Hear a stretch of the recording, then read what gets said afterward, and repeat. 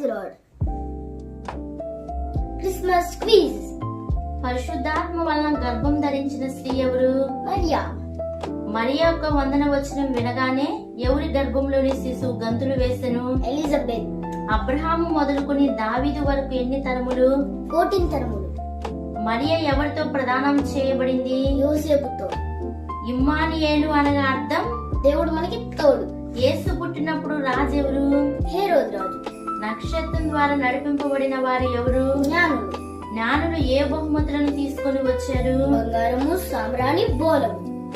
ఎవరికి భూమి మీద సమాధానము అని పరలోక సైన్య సమూహం చెప్పింది? ఆయనకి ఇష్టమైన మనుషులకు భూమి మీద సమాధానం కలుగునుగాక.